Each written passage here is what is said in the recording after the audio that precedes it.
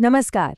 आज हम सफर करने वाले हैं हिंदी साहित्य के एक ऐसे दौर का जिसे स्वर्ण युग या गोल्डन एज कहा जाता है। जी हाँ, हम बात कर रहे हैं भक्ति काल की। एक ऐसा जमाना जब कविता और भक्ति ने मिलकर एक पूरी साहित्यिक क्रांति को जन्म दे दिया था। तो चलिए शुरू करते हैं। पर एक मिनट, सबसे पहले एक सवाल। आखिर किसी भी साहित्यिक युग को स्वर्ण युग क्यों कहा जाता है? मतलब ऐसा क्या खास था उस जमाने में कि उसे इतना बड़ा खिताब दे दिया गया? सोचने वाली बात है ना? आइए आज इसी सवाल का जवाब ढूंढते हैं। तो देखिए, भक्ति काल का मतलब है भक्ति का दौर। ये चला था, आप कह सकते हैं, करीब करीब 14वीं से 17वीं शताब्दी तक। और इस पूरे समय की सबसे बड़ी पहचान क्या थी? वो थी कविता। ऐसी कविता जिसके दिल में सिर्फ और सिर्फ ईश्वर के लिए भक्ति और प्रेम बसा था। और जानते हैं, यही गहरी आस्था थी जिसने इस दौर को भक्ति का स्वर्ण युग बना दिया। तो सवाल फिर वही कि इसे स्वर्ण युग आखिर क्यों कहा गया? देखिए, इसकी कई बड़ी वजह हैं। एक तो भक्ति कविता अपने चरम पर थी, कमाल की रचनाएं हो रही थीं। पर बात सिर्फ इतनी नहीं थी। सबसे बड़ी बात ये थी कि साहित्य अब आम लोगों की भाषा में लिखा जा रहा था, अवधी और ब्रज में। कवियों ने सामाजिक बराबरी और सद्भाव की बात की, और जो मुश्किल से मुश्किल फिलॉसफी थी ना, उसे भी एकदम सरल दोहों में आम आदमी तक पहुंचा दिया। तो असल में ये पूरा दौर कविता के जरिए एक तरह की आध्यात्मिक जागृति का था। लेकिन यहाँ एक दिलचस्प मोड़ है। इस जागृति का रास्ता एक नहीं था। ईश्वर को लेकर, उनकी भक्ति को लेकर दो बिल्कुल अलग अलग सोच थीं। और इसी दार्शनिक बंटवारे ने, आप कह सकते हैं, पूरे भक्ति काल के साहित्य को दिशा दी। और यही हमें ले आता है भक्ति काल के सबसे बुनियादी विभाजन पर, यानी परमात्मा तक पहुंचने के दो अलग अलग रास्ते। देखिए, अगर भक्ति काल के साहित्य को समझना है ना, तो ये बात जाननी बहुत जरूरी है। इस आंदोलन के केंद्र में ईश्वर के बारे में दो बिल्कुल अलग अलग मान्यताएं थीं। हर कवि, हर एक रचना इन्हीं दो में से किसी एक सोच से जुड़ी हुई थी। तो ये दो रास्ते कौन से थे? एक था सगुण भक्ति और दूसरा निर्गुण भक्ति। अब सगुण भक्ति मानने वालों का कहना था कि ईश्वर का एक रूप है, एक आकार है। वो राम और कृष्ण जैसे अवतारों में बसते हैं। उनकी मूर्तियां बनाई जा सकती हैं, उनकी पूजा हो सकती है। वहीं दूसरी तरफ निर्गुण भक्त मानते थे कि ईश्वर का कोई रूप नहीं है, वो निराकार है। वो तो कण कण में बसा है, उसे किसी मूर्ति में नहीं बांधा जा सकता। उनके लिए बाहरी पूजा पाठ से ज्यादा जरूरी था मन की अंदर का ज्ञान।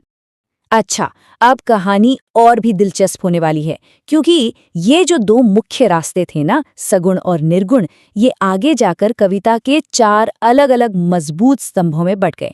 तो चलिए सबसे पहले बात करते हैं निर्गुण पथ की, यानी वो रास्ता जो ईश्वर को निराकार मानता था। इससे दो बड़ी काव्य धाराएं निकली। पहली थी ज्ञानाश्रयी शाखा। देखिए, नाम से ही साफ है, ज्ञान पर आश्रित। इन कवियों के लिए ज्ञान ही सब कुछ था, और गुरु का ज्ञान तो सबसे बढ़कर। इन्होंने हर तरह के बाहरी दिखावे और आडंबर का जोरदार खंडन किया। और निर्गुण की दूसरी शाखा थी प्रेमाश्रयी। इस बिना सूफी सोच का बहुत गहरा असर था। इन कवियों ने ईश्वर को पाने का रास्ता प्रेम को बनाया। वे प्रेम की लंबी लंबी कहानियां लिखते थे और उन्हीं के जरिए अपने भक्ति को जाहिर करते थे। चलिए अब आते हैं सगुण धारा पर, यानी वो लोग जो ईश्वर को एक रूप में पूजते थे। यहां से भी कविता की दो बहुत बड़ी और बहुत ही प्रभावशाली धाराएं निकली। इनमें से एक थी राम भक्ति शाखा। जैसा कि नाम से ही जाहिर है, इनके केंद्र में थे मर्यादा पुरुषोत्तम श्री राम। इन कवियों के लिए राम का आदर्श चरित्र और उनका जीवन ही भक्ति का सबसे बड़ा आधार था। और सगुण की जो दूसरी मजबूत शाखा थी, वो थी कृष्ण भक्ति। इन कवियों ने कृष्ण के जीवन को अपनी कविता का केंद्र बनाया। उनकी लीलाएं, उनका बचपन, उनका प्रेम, सब कुछ। ये धारा पूरी तरह से माधुर्य और प्रेम के रस में डूबी हुई थी। तो हो गए ना 4? ज्ञानाश्रयी, प्रेमाश्रयी, राम भक्ति और कृष्ण भक्ति। यही वो 4 स्तंभ हैं जिन्होंने मिलकर भक्ति काल के साहित्य को इतना विविध और गहरा बनाया। सच पूछिए तो यही इस युग की असली पहचान है। तो अब बात करते हैं उन महान हस्तियों की, उन कवियों की जो इन धाराओं के सबसे बड़े नाम बने। सच कहें तो इस स्वर्ण युग के असली निर्माता तो वही थे।